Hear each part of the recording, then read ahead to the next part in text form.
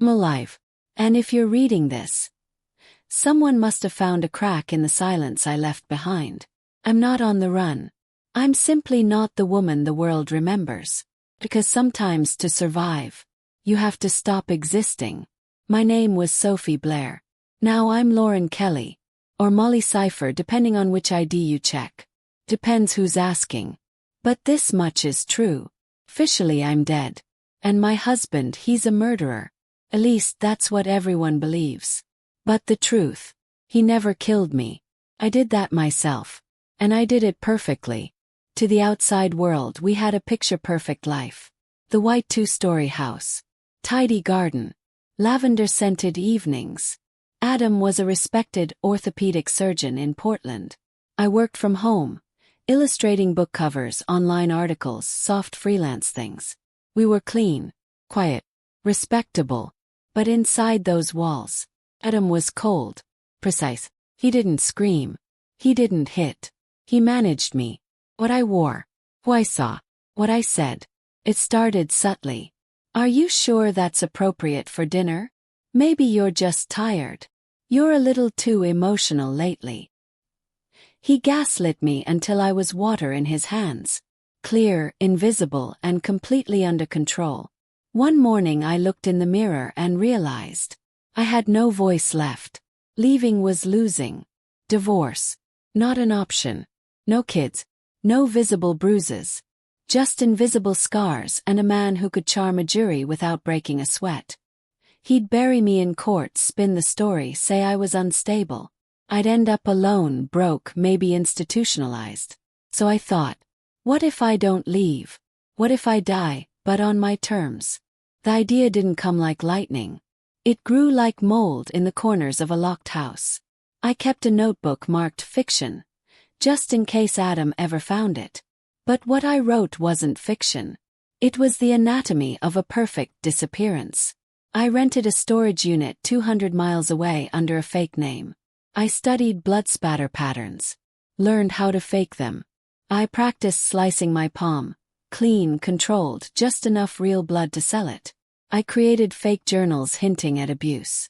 I dropped concerns to my friends and neighbors, carefully like breadcrumbs. I even went to church so they'd say later, she was such a sweet woman. But him. He always gave me chills. I became the director of my own murder. August 16th. He was working late. I went for a run, in bright clothes, waved at a few neighbors, posted a selfie. But I circled back, through the side door. Inside the house I staged the scene. Broken glass. Furniture knocked over. Blood in the sink. My phone shattered and tossed in the creek behind our property. Cameras disabled. Lights off. Shoes gone. And me. Gone too. By midnight I was driving west in a rented car. A backpack full of IDs, cash, and a new name. Sophie Blair no longer existed. He reported me missing. Said he was worried. But the world already had a narrative. The journals. The injuries. The vibe. I always felt something was off about him. She looked scared the last time I saw her. And Adam. A crack. He wasn't ready for the script I'd written. He couldn't explain the inconsistencies. He contradicted himself in interviews. He got angry. Defensive. And slowly the police turned. A grand jury formed. He wasn't convicted, but he was arrested. Suspended. Destroyed. And me. I was sipping coffee in a rental apartment near the Oregon coast. Watching the coverage on a second-hand TV. Live. Free. Forgotten. A year and 8 months passed. Adam had lost everything. His career. His status. His mother stopped calling. He lived in our house alone, surrounded by ghosts and whispers. Then one day he found a letter in his mailbox. No return address. Just a postcard. Beach. The ocean. And on the back, in handwriting he knew by heart. Now you know what it feels like to lose control. I wanted you to feel your own silence. Inside the envelope, a photograph. Me. Smiling. Alive. Wearing sunglasses, dyed hair, standing on a pier. Not posing. Not afraid. Just living. He hired a private investigator. I want her found, he said. Sophie Blair. She's legally dead. She's not dead. You're sure? Quietly. I'm sure. Every inch of that handwriting is burned into me. Weeks of tracking, face recognition, surveillance, and finally, a gallery in Astoria. A woman named Lauren Kelly. No history before 2022. No family. Quiet. Distant. Private. But once, just once, she turned her head at the sound of footsteps and flinched. That was all he needed. She stepped out of the gallery with a cup of coffee. Sunlight kissed her face.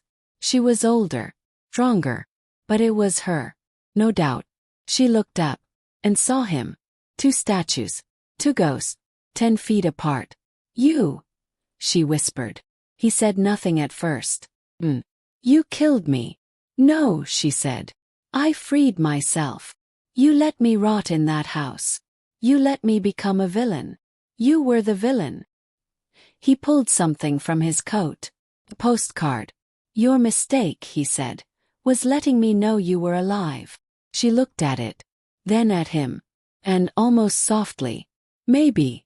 I just wanted to see if you still were. Then she turned and walked away.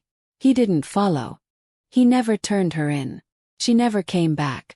He kept the photo in a drawer. Sometimes he'd take it out and just stare.